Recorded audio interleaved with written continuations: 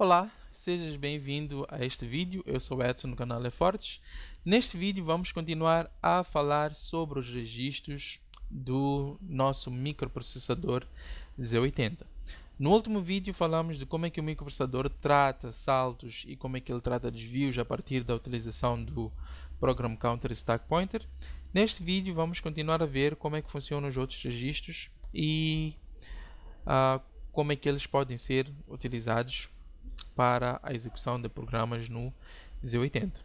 Então, continuando, temos os registros indexados IX e IY.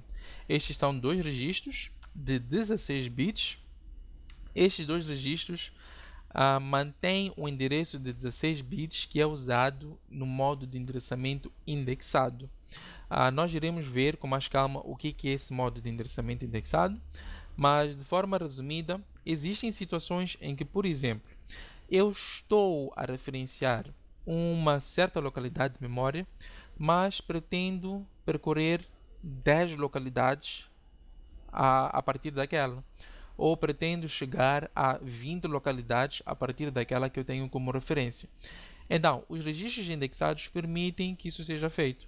Permitem que eles armazenem um endereço de memória no seu conteúdo e depois, a partir de um conteúdo ou a partir de um valor, este valor seja incrementado ou adicionado, subtraído no conteúdo do registro indexado para nós podermos chegar ao valor que nós queremos na memória.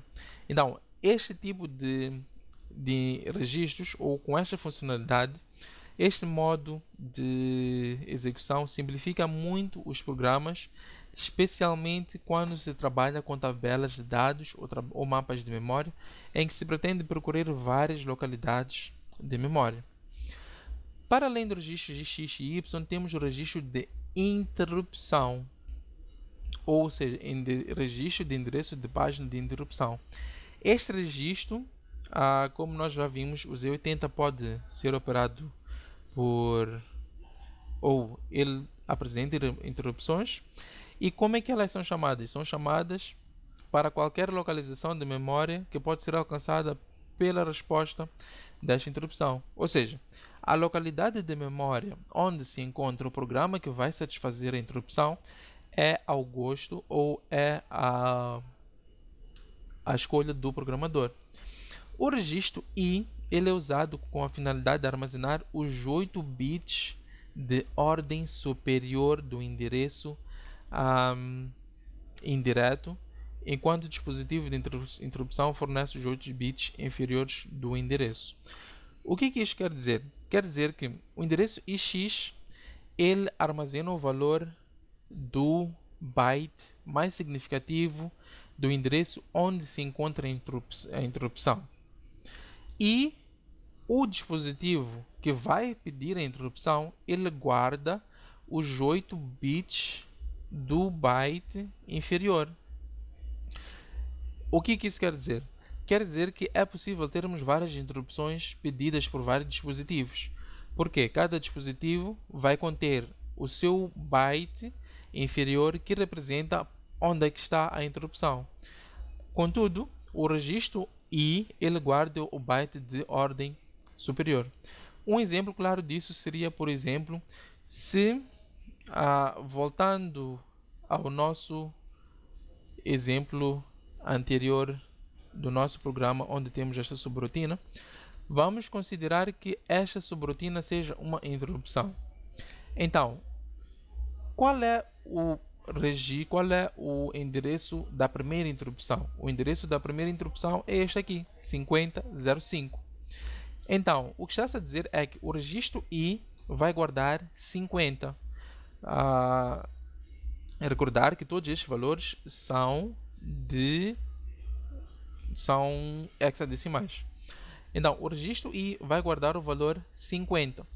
Mas agora, como é que o programa vai saber para onde é que ele vai, qual é a interrupção vai executar quando uma linha de interrupção é pedida?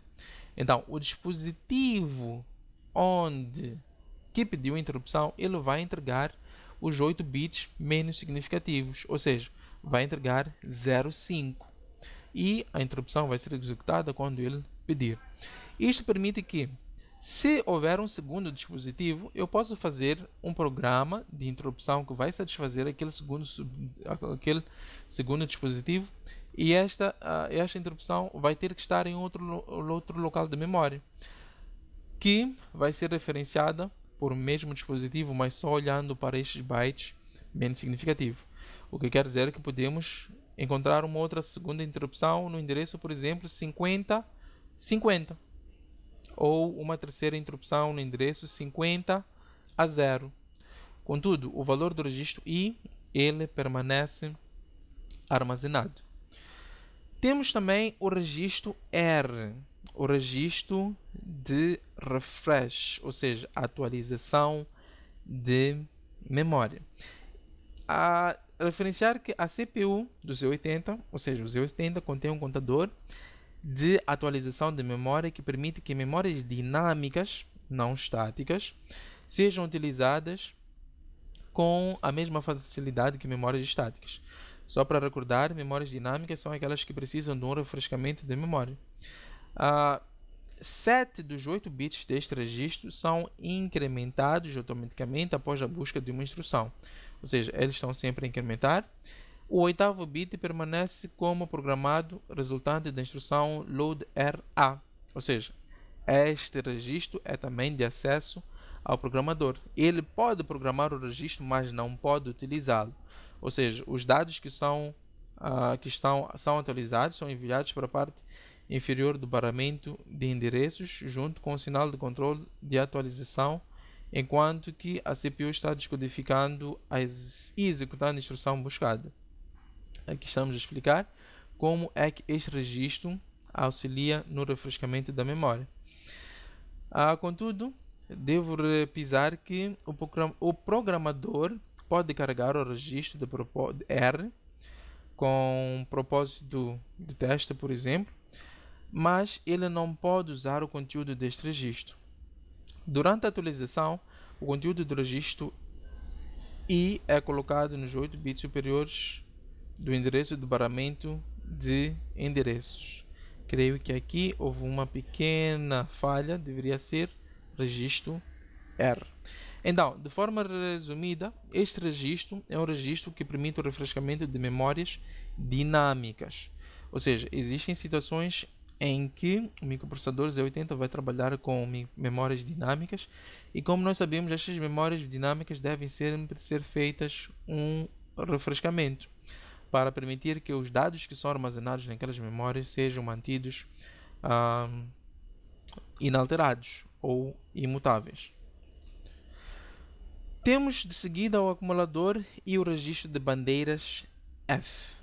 Então, estes registros são muito utilizados no processo de execução de operações lógicas e aritméticas, como já vimos quando estávamos a falar da arquitetura do Z80. Então, o acumulador é um registro de 8 bits, assim como o registro de bandeiras, em que o acumulador contém o resultado de uma operação aritmética ou o resultado de uma operação lógica. Pode também ser usado para o processamento de informação, o transporte de informação do registro para outro, enquanto que o registro de bandeiras ele guarda informações importantes do resultado daquela operação, ou seja, condições específicas sobre o resultado daquela operação lógica ou aritmética.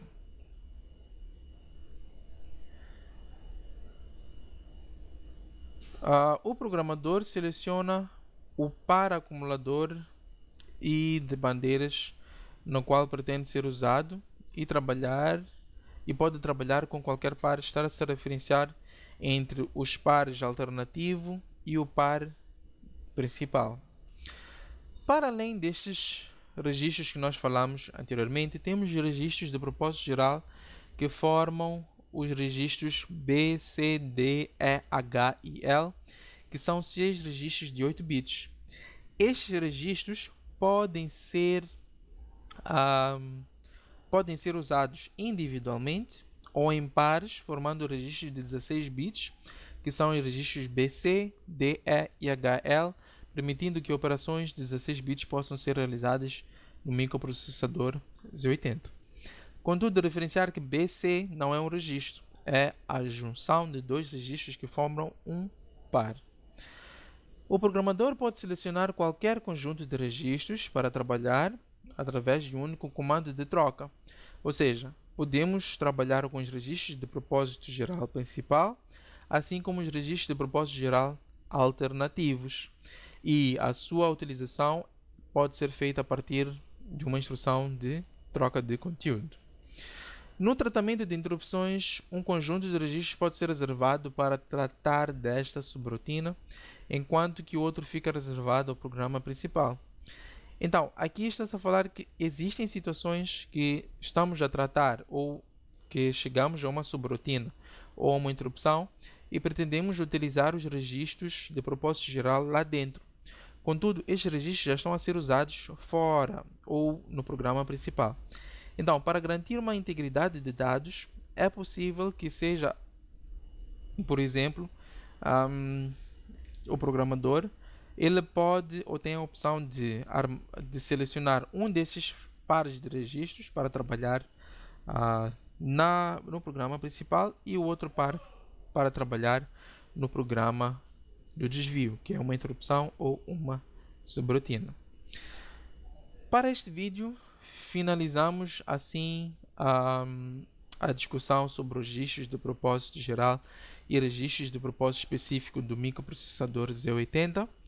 Espero que tenhas gostado, espero que tenhas compreendido. Se não, não te esqueças de colocar o seu comentário. Caso tenhas gostado, não te esqueças também de deixar o teu like ou curtir o vídeo e também inscrever-se no canal para estar a par de todas as atualizações. Não se esquecendo de compartilhar os vídeos para podermos chegar a mais pessoas. Para este vídeo é tudo. Muito obrigado pela vossa atenção e até ao próximo vídeo.